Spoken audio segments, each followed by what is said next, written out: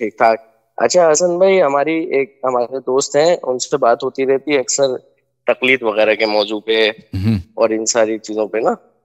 تو جی انہوں نے مجھے لاسٹ ٹائم ایک حدیث ریفرنس بھیجی. وہ میں آپ کو ریفرنس بتاتا ہوں. میں تو اصل میں اس کو ڈھونڈ نہیں سکا حدیث کو کہ کنفرمیشن ہو جاتی اس کی. تو انہوں نے حوالہ مجھے دیا تھا اس کا، میں آپ کو حوالہ بتاتا ہوں. حدیث کیا کہتا ہے؟ یہ حدیث کے بہار الفاظ سناؤ ہمیں. جی حدیث کے الفاظ کہتے ہیں کہ ابو خالد کائلی سے روایت ہے کہ امام محمد قابلی. باقر علیہ السلام نے فرمایا، ہم، گویا میں دیکھ رہا ہوں کہ ایک قوم مشرق سے حق طلب کرنے کے لیے نکلی مگر اس کو حق نہ دیا گیا. ہم، انہوں نے پھر حق طلب کیا مگر پھر بھی حق نہ دیا گیا. جب انہوں نے دیکھا کہ انہیں حق نہیں دیا جا رہا تو انہوں نے اپنی تلواریں کان پر رکھی، یعنی ہم. کہ جنگ کے لیے تیار ہو گئے. یہ دیکھ جی کر لوگ جلدی سے ان کا حق دینے کے لیے تیار ہو گئے، مگر اب انہوں نے اس کو قبول کرنے سے انکار کر دیا اور جنگ کے ہم، لیے کھڑے ہو گئے. پھر یہ جی لوگ حکومت حاصل کر کے تمہارے امام مہدی علیہ السلام کے سوا کسی اور کے حوالے نہیں کریں گے. ان کے قتل ہونے والے شہید ہوں گے. اگر اس زمانے تک میں رہا تو خود ان تو کو صاحب تو الامر کے لیے باقی رکھتا. دیکھیں امام عصر علیہ الصلاۃ والسلام جب سفیانی آئے گا نا، سفیانی آئے گا جی تو جی جی. سفیانی کا ظہور امام عصر علیہ السلام سے پہلے ہے. تو امام عصر علیہ الصلاۃ اچھا والسلام کے انصار موجودہ افغانستان یا اس علاقے سے اٹھیں گے، اور صحیح. جہاں سے خراسان ہے یہاں سے اٹھیں گے اور یہ آگے حملہ کریں گے. اور امام عصر علیہ الصلاۃ والسلام وہاں پہ ہوں گے، اس لشکر میں ہوں گے، لیکن اکثر لوگ پتہ نہیں ہوگا کہ امام عصر علیہ السلام کون ہے. اور وہ خراسانی کا اچھا لشکر ہوگا اور یہ آئے گا اور یہ جنگ کریں گے، عراق تک پہنچ جائیں گے. ٹھیک ہے نا؟ پر عراق تک پہنچیں گے. جب عراق کو پہنچیں صحیح. گے تو امام عصر علیہ السلام وہاں پر لشکر والوں کو وہ تعارف کرا دیں گے کہ امام عصر علیہ السلام یہاں پہ موجود ہے. لیکن یہ کب کی بات ہے؟ یہ سفیانی کے ظہور اور آسمان سے صیحہ سننے کے بعد کی بات ہے. ٹھیک ہے نا؟ اس زمانے کی بات ہے. اب دیکھیں، اب دنیا میں اچھا مشرق تو بہت بڑا ہے. ٹھیک ہے نا؟ مشرق تو بہت بڑا ہے. صحیح بات ہے. یعنی آپ مدینہ حساب کریں صحیح بات مشرق ہے. سے، یہاں مشرق میں تو بہت ساری لشکریں آئی ہیں مشرق والے. ٹھیک ہے نا؟ اب ہر ایک ادعا کرے کہ ہم وہی صحیح. قوم ہے. ہر ایک وہ تو ہوں. کوئی بھائی ہم وہی قوم ہے. امام جعفر صادق علیہ السلام نے ہماری بشارت دی ہے. وہ امام جعفر صادق علیہ السلام نے یہ بھی تو صحیح. بتایا نا کہ سفیانی کے ظہور سے اور صیحہ سننے سے پہلے تم گھر سے نہیں نکلنا. یہ تو بھی تو بتایا نا، وہ تو بھی تو متواتر ہے. ٹھیک ہے نا؟ بالکل بالکل بالکل. بالکل ابھی بالکل. اگر آپ اصل میں ان کا خمینی مقصد والے اس سے کہتے ہیں کہ ہم میں نے وہی ہیں، ہاں خمینی والے کہتے ہیں ہم یہی ہیں، تو ان میں اتنے ظالم کیوں ہیں پھر یہ؟ اور یہ اتنے ظالم کیوں ہیں؟ ہاں، یہ اتنے ظالم کیوں ہیں؟ یہ اپنے جیلوں میں لوگوں کو ٹارچر کیوں کرتے ہیں؟ دیکھیں امام امیر المومنین علیہ السلام اپنے جیل صحیح. میں لوگوں کو ٹارچر کرتا تھا بھائی. بالکل بھی نہیں. امام علی السلام بالکل کا جیل ہی نہیں بالکل تھا، نہیں. ان کا جیل ہی نہیں تھا بھائی. صحیح جیل بات ہے. تو وہ دور کی ظلم بات ہے. کر ہی نہیں سکتے. ہاں، وہ جیل یہ صحیح اپنے بات ہے. جیلوں میں اللہ جانتا ہے کہ یہ اپنے مخالفین کو اتنا مارتے ہیں، ہڈیاں توڑتے ہیں یہ لوگ. بے شک ایسے. میں نے بہت ثقہ ذرائع سے سنا ہے کہ یہ جب وہ انٹروگیشن سمجھتے ہیں آپ کی کیا ہوتی ہے؟ جی ہاں جی ہاں جی ہاں. Third degree torture. ہاں، انٹروگیشن جب کرتے ہیں ایک آدمی سے، مثلا ایک آدمی کو مارتا ہے نا، ایک ہفتہ 2 ہفتے کے لیے اقرار کرو کہ تم جاسوس ہو، پتہ نہیں تم نے کیا کیا. تو اس کا صحیح رپورٹ بات جو ہے پھر اس سے جو نتیجہ وغیرہ نکالتے ہیں، تو اس کو جو اہم افراد ہوتے ہیں اس کو خامنئی کے پاس لے کے جاتے ہیں. جو عام اہم نہیں ہوتے تو خامنئی سے اس کے پرواہ نہیں ہوتی. جو سیاسی لوگ ہوتے ہیں اس کو خامنئی کے پاس لے کے جاتے ہیں. تو میں نے خود دیکھا کہ خامنئی ان کے اپنے ہاتھ سے لکھتا ہے اس کے فولڈر میں کہ اس نے ابھی اقرار نہیں کیا، اس سے مزید اقرار لے لو، یہ جھوٹ کہہ رہا ہے. ٹھیک ہے؟ تو پھر اس بیچارے کو صحیح صحیح وہ صحیح. فولڈر واپس چلا جاتا ہے جیل میں کہ رہبر نے حکم دیا ہے کہ ابھی تک یہ جھوٹ بول. رہبر اس کو کیا علم غیب تو نہیں. تو پھر بیچارے کو اس وقت تک صحیح مارتے بات. رہتے ہیں. اس کو روزانہ پٹائی اس وقت تک، ایسے سائنٹیفک طریقے سے اس کو مارتے بھی ہیں نا یہ لوگ، کیونکہ ان کو بہت تجربہ ہو چکا کہ وہ بیچارہ پھر وہ اقرار کر لیتا کہ جی ہاں میں جاسوس ہوں، میں فلان ہوں، میں فلان. اور چیز وہ جو اب آدمی کو آپ زیادہ مارے نا، وہ کوئی بھی آدمی وہ آخر میں ٹوٹ جاتا ہے، اس کے ارادے ختم ہو جاتے ہیں. صحیح بات. بہت. ہاں، صحیح بات ہے. بالکل تو بالکل. عرض یہ ہے، تو یہ تو ایک صرف ایک ان کا ہے کہ یہ ظلم کرتے ہیں، لوگوں کو ٹارچر کرتے ہیں، لوگوں کو مارتے ہیں، عورتوں کو ریپ کرتے ہیں. اپنے نوجوان لڑکوں بہت ریپ ہو جاتے ہیں جو خامنئی کے مخالف ہوتے ہیں نا. میں نے اپنے کانوں سے جی دیکھا ہے، سنا ہے اور آنکھوں سے دیکھا ہے کہ یہاں پہ بہت سارے، آپ فارسی میڈیا آپ کو نہیں پتا کہ لوگ وہاں کے انٹرویوز ہیں، بہت سارے معتبر لوگ کہ وہ جھوٹ نہیں بولتے، یعنی وہ ایسے لوگ کہ انہوں نے خود کہا کہ ہم نے اپنے آنکھوں سے دیکھا ہے کہ لوگ وہاں پہ ریپ ہوتے ہیں. ایران میں جو پولیٹیکل پریزنرز ہیں، سیاسی جو مخالف ہے خامنئی کے، ان کو ریپ کیا جاتا ہے. بہت یعنی بہت ہی ظلم ہے ایران میں، بہت ظلم ہے. اور پھر دیکھیں امام جعفر صادق علیہ السلام نے یہ تو فرمایا نا کہ سفیانی کے ظہور سے تم قیام نہ کرو، اور یہ بھی احادیث میں ہے کہ سفیانی کے ظہور کے وقت خراسان سے لوگ آئیں گے نا، وہ وہاں تک جائیں گے، امام زمانہ علیہ الصلوۃ والسلام کے لشکر میں ہوں گے، وہ تو واضح ہے کہ وہ کون ہے. ٹھیک ہے نا، اس کو آپ لگا دے خامنئی پر یہ تو ایک بہت ہی باطل ہے. یہ انہوں نے خراسان سے، ان لوگوں کی تحریک خراسان سے چلی ہی نہیں ہے. خمینی صاحب کی تحریک خراسان سے نہیں چلی ہے، ان کی تحریک نجف سے چلی ہے اور قم سے چلی ہے، خراسان سے کہاں چلی ہے.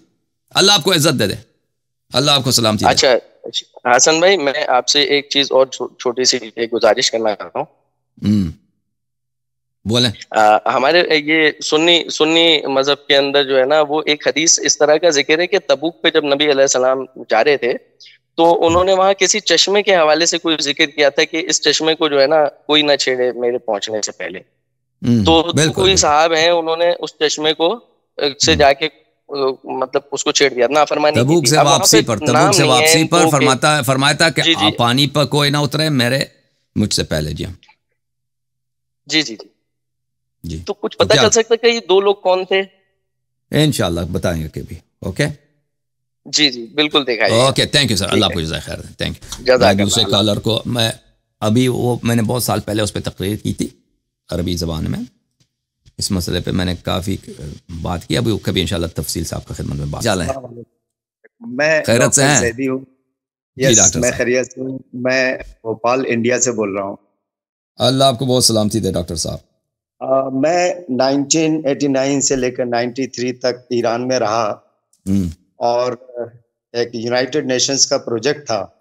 جی اس پروجیکٹ میں وہاں رہا، اور اتفاق سے وہ پروجیکٹ جو ہے ایک انسٹیٹیوشن جو تھا ایران کا، جہاد سازندگی، وہ پروجیکٹ جو تھا اس سے ملا ہوا تھا. ایکچولی جو ہے آئی ایم اے ویٹنرین، دام پزشک. اچھا ماشاء اللہ، اللہ آپ کو سلامتی دے. وہاں پر ہاں اصلاح کہاں پہ تھا ایران میں؟ تہران میں تھا؟ ارومیہ میں تھا. اچھا ارومیہ میں. صحیح. یہ مصنوعی و اصلاح نجات گاؤمیش کے لیے ایک پروجیکٹ تھا، اس سلسلے میں وہاں گیا تھا. تو میری اکثر جو ملاقاتیں ہوتی تھی وہ جہاد کے لوگوں سے، علماءوں سے بھی ہوا کرتی تھی فرصت کے ٹائم میں. تو میں نے 1989 اور 90 کی بات ہے بھائی، میں نے کبھی یہ مراجع کا کنسپٹ وہاں پر اتنا کامن نہیں دیکھا. آپ تو دیکھیں، آپ جس سرکلز میں تھے نا، آپ اتنا وہ ریلیجس سرکل تو ہے نہیں. وہ آپ کا جو ماحول ہے، کام کا ماحول، کہ آپ کنسٹرکشن کے کام میں یا مویشیوں کی جو دیکھ بھال ہے اس کے کام میں آپ مشغول تھے، ویٹرنری کام میں. لیکن مرجعیت ہمیشہ شیعہ مذہب میں کئی سو سال سے مرجعیت کافی وہاں پر محکم رہی ہے اور بہت مضبوط رہی ہے، اور آج بھی کافی مضبوط ہے مرجعیت. تو لیکن اس کو لے کر وہاں کوئی ڈیبیٹ کا ٹاپک نہیں رہتا. نہیں، وہ ڈیبیٹ تو نہیں کرتے اس پہ نا، وہ آج بھی ڈیبیٹ نہیں کرتے. ڈیبیٹ تو ہم کرتے ہیں. وہ اب آپ شیعہ علماء سے ڈیبیٹ کرنا چاہیں، وہ بالکل ڈیبیٹ نہیں کریں گے مرجعیت پر. ٹھیک ہے نا، وہ کہیں گے کہ آپ بیوقوف ہیں، پاگل ہیں، جاہل ہیں، کیا آپ سے بات کریں. وہ ہمیشہ ان کے پاس یہی ہوتا ہے. جی ہاں. تو یہ کوئی ایران کے اندر یہ بالخصوص اس جس زمانے کی آپ بات کرتے ہیں 80s میں 90s میں، یہ تو کوئی کنٹروورشل چیز نہیں تھا. اس کو سب ہی مسلم مانتے تھے. یہ ایک ایسی چیز ہے کہ بالکل انکانٹیسٹڈ اور انڈسپیوٹڈ اس کو مانا جاتا تھا. ابھی تو کچھ سال ہوئے ہیں ہم نے یہ بات بلند کی ہے، تو یہ کافی لوگوں میں بیداری آئی ہے. حوزہ علم قم میں، مشہد میں، نجف اشرف میں، اور عوام میں بھی بہت بیداری آئی ہے. تو ابھی جو ہے کچھ لوگ سوال اٹھاتے ہیں، لیکن پہلے اگر آپ 15 سال پہلے چلیں، 20 سال پہلے چلیں، بالکل آپ صحیح کہہ رہے ہیں، یہ ڈسپیوٹڈ نہیں تھا. ان لوگوں نے اس کو ڈسپیوٹڈ نہیں بنا دیا؟ آپ کو لگتا نہیں ہے یہ unnecessary they have created this problem؟ سمجھ نہیں آئی مجھے سوال آپ کا. نہیں، میرا مطلب یہ ہے کہ مرجع کو لے کر ان لوگوں نے ایک ڈسپیوٹ پیدا نہیں کر دیا unnecessary؟ تو دیکھیں یہ بالکل مرجعیت تو نہیں ہونی چاہیے نا، یہ مرجعیت ایک بدعت ہے، نہیں ہونی چاہیے. لیکن کیونکہ جو شیعہ حضرات ہیں تشیع میں، یہ ہے کہ اکثر لوگ، عوام لوگوں کو تو دین کا تو پتہ نہیں ہوتا نا، وہ تو ریسرچ تو کرتے نہیں، پڑھتے نہیں ہیں. اور ریسرچ دینی تعلیم کہاں ہوتی ہے؟ مدارس میں ہوتی ہے. مدارس سب کے سب کئی سو سالوں سے کن کے ہاتھ میں ہے؟ مرجعیت والوں کے ہاتھ میں ہے. ٹھیک ہے نا. تو وہاں پر آپ کو مرجعیت کے خلاف ایک لفظ نہیں بولنے دیا جاتا ہے، یا ایک ایسی کتاب آپ کو ملے کہ اس میں مرجعیت پہ سوال ہو، وہاں پہ آپ کو ان کے لائبریری میں نہیں ملے گا، اور نہ کسی کو جرأت ہے اس کے متعلق بات کرے. تو اس لیے یہ بالکل انڈسپیوٹڈ شیعوں میں یہ چھا گئے ہیں اور چھا چکے ہیں اور چائے ہوئے تھے. کس وجہ سے؟ اس لیے نہیں کہ یہ بات حق ہے، کیونکہ ریسورسز کی وجہ سے عام لوگوں کو لوگوں کے پاس یہ پاور نہیں ہے کہ ان کو کوشچن کریں. اور جو مدارس وغیرہ ہیں، حوزے ہیں، یہ ان کے ہاتھ میں. البتہ حوزوں میں، مدارس میں بہت سارے لوگ تھے، یعنی آج بھی تھے، میرے آنے سے پہلے بھی بہت سارے علماء تھے، مرجعیت کو نہیں مانتے تھے، لیکن وہ بالکل ایک لفظ ان کے خلاف نہیں بول سکتے تھے، ایک لفظ بھی نہیں بول سکتے تھے، کیونکہ مرجعیت اتنی پاورفل ہے. اور یہ انہوں نے مشہور کرا دی کہ مرجع جو ہے نائب امام ہوتا ہے. وہ اگر آپ اس کو کویشچن کریں تو ایسا ہے کہ بھئی آپ نے اللہ پہ کویشچن کیا نا، اللہ پہ شک کیا. تو بہت سارے علماء تھے، بہت سینئر علماء تھے. ابھی میں نے جو مرجعیت پہ میں نے لیکچر دیا تھا فارسی میں، تو قوم وغیرہ سے مجھے بہت کانٹیکٹ کیے تھے کہ بہت سارے سینئر علماء کے شاگردوں نے، کہ وہ علماء دنیا سے جا چکے تھے، کہتے تھے کہ وہ یہی فرماتے تھے، فلان عالم یہی فرماتے تھے کہ یہ چیزیں باطل ہیں، یہ چیزیں غلط ہیں، لیکن وہ علن اس کا اظہار نہیں کر سکتے تھے. ٹھیک ہے نا. بہت سارے لوگ ایسے تھے اور آج بھی ایسے بہت سارے ہیں. لیکن اس کو کویشچن کرنا، اس کو رد کرنا، یہ حوزے میں شیعہ معاشرے کے اندر رہ کر یہ بہت مشکل کام ہے، بلکہ ناممکن کام ہے. کیونکہ شیعہ عوام جو ہیں یہ اپنے علماء کے چنگل میں اس طرح ہے نا، فل کنٹرول میں.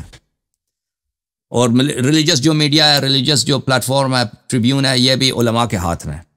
تو وہ تو اس کو بالکل ڈسکس کرنے کے پہ تیار نہیں ہے نا. وہ تو اس کو ڈسکس کرنا ہی کفر سمجھتے ہیں. وہ یعنی آپ مسجد میں، امام بارگاہ میں اس کو ڈسکس نہیں کر سکتے. اگر آپ اس کے مخالف ہیں، مرجعیت کے مخالف ہیں، آپ کو کبھی نہیں بلایا جائے گا کسی مسجد میں، کسی امام بارگاہ میں، کسی مدرسے میں تدریس کے لیے. اور شیعہ سوسائٹی میں آپ کو یہ کئی جگہ نہیں دیں گے. ہاں، ذاکرین حضرات مرجعیت کو نہیں مانتے، لیکن علماء کو ان کی پرواہ نہیں ہے، کیونکہ ذاکرین کے پاس علم نہیں ہے نا. ذاکرین جو پاکستان میں ذاکر پنجاب، وہ مراجع کو نہیں مانتے، لیکن وہ علماء کو ان کی پرواہ نہیں ہے، کیونکہ ذاکرین کو علمی رد تو کر نہیں سکتے مرجعیت کی. ٹھیک ہے نا. اور وہ جن لوگوں کے لیے وہ تقریر کرتے ہیں ذاکر حضرات امام بارگاہوں وغیرہ میں، وہ علماء، وہ امام بارگاہیں وہ علماء کے ہاتھ میں نہیں ہوتے، وہ انہیں ذاکرین ٹولے ہی کنٹرول میں ہوتا ہے نا. تو اس لیے یہ لوگ علماء ان کے خلاف کچھ زیادہ نہیں کر سکتے، کیونکہ ان کے جو مساجد ہیں، امام بارگاہیں جو ذاکرین کے ہیں، وہ علماء کے کنٹرول میں نہیں ہیں. اور پھر علماء جو ہیں وہ ذاکرین کی اتنی پرواہ نہیں کرتے، کیونکہ ذاکر جو ہے وہ کوئی علمی مرجعیت کا رد نہیں کر سکتا. وہ کبھی کسی مقلد کو قانع نہیں کر سکتا کہ تم تقلید چھوڑ دو. Okay sir, thank you sir. جی ایک کوشچن کر سکتا ہوں میں؟ جی بولیں. دوست تھے، وہ ڈائریکٹ آنا نہیں چاہتے تھے، اور میرے تھرو وہ انہوں نے آپ کو ایک سوال پوچھوایا ہے. وہ یہ جی سر کہ حضور کی، پیغمبر صاحب کی تقریباً 9 شادیاں ہوئی ہیں، تو ان کا کہنا یہ ہے کہ کیا سنت نہیں ہے مسلمانوں کے لیے، ان کی امت کے لیے؟ نہیں، تو یہ روایات میں ہے کہ یہ صرف ان کے لیے ہے نا، دوسروں کے لیے صرف 4 ہے. دوسروں کے لیے 4، اگر عدالت برقرار رکھ سکتے ہیں. اگر عدالت نہیں کر سکتے تو ایک ہی کرنا. اگر وہ عدالت کر سکتے ہیں، انصاف کر سکتے ہیں تو 4، 2، 3، 4. اگر نہیں کر سکتے تو صرف 1. دوسروں کے لیے اس حدیث کا ریفرنس دے سکتے ہیں؟ یہ قرآن کی آیت ہے، قرآن کی آیت ہے جی. قرآن کی آیت، میں قرآن کی آیت آپ کو دکھا دیتا ہوں. پلیز.